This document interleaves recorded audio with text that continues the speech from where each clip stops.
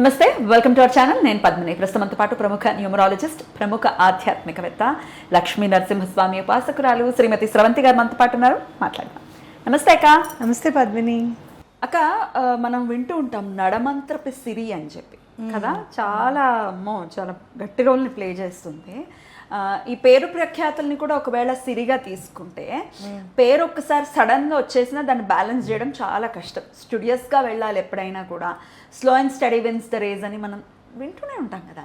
ఎప్పుడైనా అలా ఉండాలి టేక్ ఆఫ్. ఒక్కసారి లేచిందంటే పడిపోవడం కూడా జరుగుతుంటుంది. మనం ఇవాళ రేపు చూస్తున్నాం పేర్లు వచ్చిన వాళ్ళు ఎలా పెద్ద పెద్ద స్కాములు చేస్తున్నారు. సరే, వాళ్ళ గురించి వదిలేస్తే ఈ సడన్గా వచ్చిన దాన్ని బ్యాలెన్స్ చేయలేక చాలా సతమతం అవుతూ ఇబ్బంది పడుతూ ఉంటారు. ఎందువల్ల ఇది జరుగుతూ ఉంటుంది? దీన్ని మరి ఆపటం ఎట్లా? మనం ఒకసారి చూసుకుంటే పద్మిని, నడమంత్రపు సిరి అని అంటే అది రాహు వల్ల వస్తుందా లేకపోతే వేరే గ్రహాల వల్ల వచ్చిందా అనేది చూసుకోవాలన్నమాట. వేరే గ్రహాల నుంచి వస్తే కనుక ఒక్కొక్కసారి అహంకారం అనేది కూడా మనకి తలకెక్కుతుంది. నడమంత్రపు సిరి వచ్చిందంటే అహంకారంతో పాటు అలా వచ్చేస్తుంది, చక్కగా వచ్చేస్తుంది. ఎలా ఉంటుంది అని అంటే నడమంత్రపు సిరి వచ్చినప్పుడు రాహు ఇంపాక్ట్ వల్ల వచ్చిన డబ్బుకి నడమంత్రపు సిరి వచ్చిన డబ్బుకి నేను చూసిన తేడా ఏంటి అని అంటే, మీరు దేనికి పనికిరారు అన్న లెవెల్లో చూస్తారనమాట మనని. మనకు తెలుసు వాళ్ళు అసలు ఏం చేశారు అంతకుముందు, అసలు ఏ బాధలో ఉన్నారు అన్నీ తెలుస్తాయి మనకి. తెలిసిన తర్వాత వాడు బాగా పైకి వచ్చిన తర్వాత మననే ఒక్కొక్కసారి ఎవరి దగ్గర అయితే హెల్ప్ తీసుకున్నారో వాళ్ళని కూడా కించపరుస్తూ మాట్లాడిన సందర్భాలు కూడా నేను చూసాను. అది నడమంత్రపు సిరి అంటే. మధ్యలో వచ్చింది మధ్యలోనే పోతుంది అనేది మా అమ్మ. నేను చూసాను అది, మధ్యలో వచ్చింది మధ్యలో ఎలా పోతుందో కూడా నేను చూసాను. చిన్నప్పటి నుంచి ఒక రేంజ్లో పెరిగిన వాళ్ళకి మాత్రం కష్టం వచ్చిన తర్వాత మళ్ళీ డబ్బు అందినా కూడా, మళ్ళీ సుఖం వచ్చినా కూడా కష్టాన్ని మర్చిపోకుండా ఉంటారు చూసావు, వాళ్ళు నాకు చాలా మంచిగా అనిపిస్తారు అన్నమాట. అయితే రాహు వచ్చిన వాళ్ళల్లో రాహు ఇంపాక్ట్ వల్ల వచ్చిన డబ్బు వచ్చిన వాళ్ళలో నేను చూసింది, అనలైజ్ చేసింది ఏంటి అని అంటే, వాళ్ళు సంపాదించిన తర్వాత చాలా డీవియేట్ అవుతారు. మీకు ఎగ్జాంపుల్ చెప్పాలంటే సత్యం రామలింగరాజు గారు. సత్యం అని పేరు పెట్టారు. అంత చక్కగా పెట్టి ఏం చేశారు తెలుసా, దాన్ని కన్స్ట్రక్షన్ బిజినెస్ కిందకి తీసుకువెళ్ళి, అంటే ఇది చాలా నీకు చెప్తాను చూడు, ఆయన సాఫ్ట్వేర్లో పైకి తీసుకొచ్చారు, ఇన్స్పిరేషన్గా నిల్చున్నారు అని అంటే రాహు చాలా మంచి ప్లేస్లో ఉన్నాడు ఆయనకి. దాన్ని తీసుకొని వెళ్ళి సాటర్న్కి సంబంధించిన కన్స్ట్రక్షన్ బిజినెస్లో పెడదాం అనుకొని సత్యంని ఏం చేశారంటే మెటాస్ చేశారు, అంటే రివర్స్ చేశారు. సత్యం స్పెల్లింగ్ని మెటాస్ అని రివర్స్ చేశారు. Satyam spelling reverse, SATYAM MAYTAS Maytas. మటాష్ అయింది. మటాష్ అయింది వాళ్ళు కాదు పద్మిని, వాళ్ళని నమ్ముకున్న వాళ్ళు సైతం.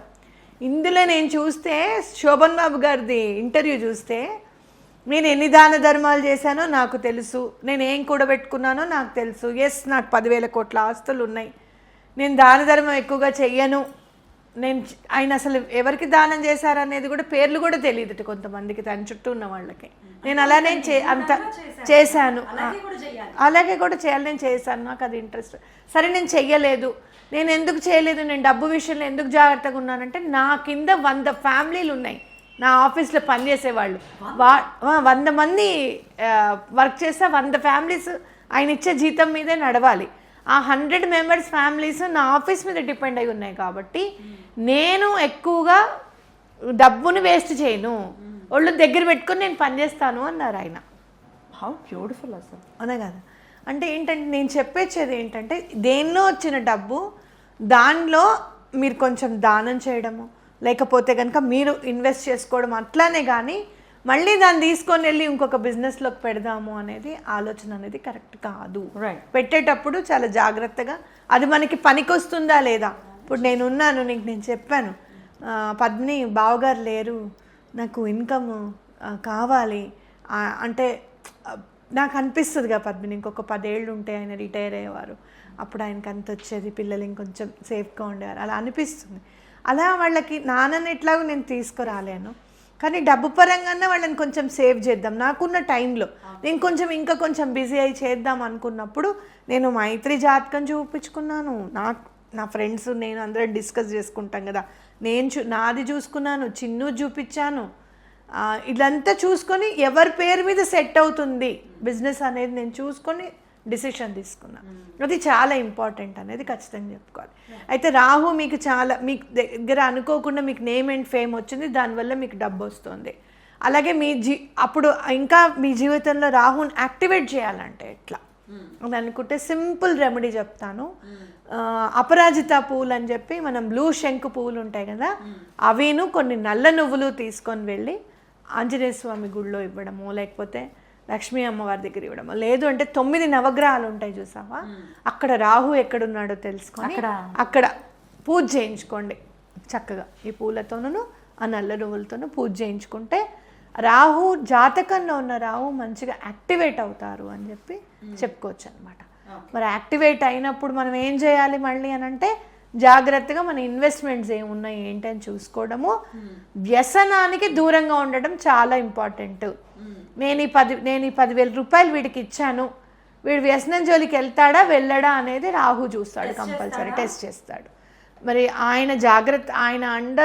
ఆయనతో మనం జాగ్రత్తగా ఉండాలి, ఆయన మనని జాగ్రత్తగా ఉంచాలి, ఎట్లాంటి ప్రలోభాలకి మనకి గురి చేయకుండా మాయకమకుండా ఉండాలి అంటే సుబ్రహ్మణ్యేశ్వర స్వామి ఆరాధన చాలా ఇంపార్టెంట్ రాహుకేతువుది. అలాగే దుర్గా అమ్మవారిది కూడా ఇంపార్టెంట్. వీళ్ళకి కనుక మనం దండం పెట్టుకుంటే రాహు ఇంపాక్ట్ మాలిఫిక్ ఎఫెక్ట్స్ ఏమన్నా ఉంటే కూడా తగ్గుతాయి. అలాగే పాజిటివ్గా ఉన్నప్పుడు ఇంకా పాజిటివిటీ అనేది పెరుగుతుంది. ఏదైతే కష్టపడి సంపాదించుకున్న పేరు ఉంటుందో అది పోకుండా ఉంటుంది అనేది గుర్తుపెట్టుకోవాలి. బ్యూటిఫుల్ అక్క, బ్యూటిఫుల్. చాలా చక్కటి అనలైజేషన్ మీది, చక్కగా చేశారు అనలైజేషన్.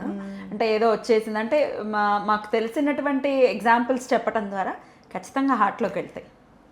అవును, బాధ అనిపిస్తుంది పద్మిని. అంటే అంత పేరు ఉత్తిగా వచ్చేస్తుంది ఆ పద్మిని, అట్లా ఫ్రీగా ఏం వచ్చేసేదు. ఇప్పుడు నేను ఉన్నాను, జూన్ జూలైలో నేను ఎవరో తప్పుగా పాట పాడితే అలా తప్పు పాట అలా పాడకూడదు భగవంతుడి మీద అని నేను చెప్పిన వీడియో 6.5 lakhs వరకు వెళ్ళింది. కానీ అంతకుముందు నేను 6 months నుంచి వీడియోస్ చేస్తున్నాను, చేస్తున్నాను, ఏ ఛానల్ వాళ్ళు పిలిచినా వెళ్తున్నాను. 1-2 months అయిన తర్వాత ట్రావెలింగ్ ఛార్జెస్ ఇచ్చే వరకు వచ్చారు, చేస్తున్నాం. జూన్ జూలైలో అప్పుడు నేమ్ వచ్చిన తర్వాత కూడా మనం అసలు న్యూమరాలజీ పరంగా రాలా, టోటల్గా అసలు మనము విషయాన్ని గురించి మనం అనలైజేషన్ చేసే దాంట్లోనే ఉన్నాను. నీ దగ్గరికి వచ్చేదాకా వచ్చిన తర్వాత మా ఇంట్లో వాళ్ళు బాధపడుతున్నారు. నేమ్ అండ్ ఫేమ్ వస్తోంది కరెక్టే, కానీ ఈ న్యూమరాలజీని వదిలేస్తుందా, ఇది కదా దీనికి ఆవిపట్టు, ఇది కదా బాగా చెప్తుంది, ఇది చాలా మందికి అప్పటికే మనము చెప్తూ ఉన్నాము, పనులు అవుతూ ఉన్నాయి అందరికీ, ఇది చెప్తే ఇంకా నేమ్ బాగా వస్తుంది కదా దీనికని ఇంట్లో వాళ్ళు అనుకుంటారు కదా. అలా ఇది వదిలేస్తున్నావా శ్రవంతి అంటే వదలలేనులే అని నేనున్నాను కదా. రాహు తీసుకొచ్చాడు కెమెరా ముందుకి. అంతేనా, నన్ను రాహుని చేశారేమో. లేదు నువ్వు కూడా అంటే పాజిటివ్ ఎఫెక్ట్ ఉన్న, నాకు రాహు మార్గదర్శ నడుస్తుంది, పాజిటివ్ ఎఫెక్ట్ ఉన్న ప్లేస్లోనే ఉండాలి డెఫినెట్లీ. కాబట్టి ఆ నెంబర్తో మళ్ళీ 520741 నాకు బాగా నచ్చేది. నేను కూరలు తీసుకుంటుంటే నా దగ్గరికి వచ్చి ఆయన మాట్లాడాలని అంటే బావగారు పక్కన ఉన్నారు, ఆయన అర్థం చేసుకున్నారు బావగారు హస్బెండ్ అని చెప్పి.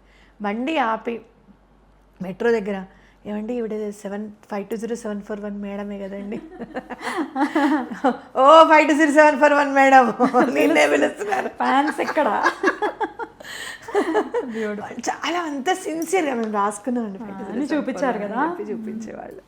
ఇట్లా అనమాట. అట్లా మనం నిలబెట్టుకోవాలి అనుకున్నప్పుడు ఖచ్చితంగా ఇట్లాంటివి చేస్తే, సుబ్రహ్మణ్యేశ్వర స్వామి ఆరాధన చేస్తే చాలా మంచిది, చాలా బాగా కలిసి వస్తుంది. అద్భుతం అక్క, చాలా చక్కగా తెలియజేశారు. కృతజ్ఞతలు అక్క.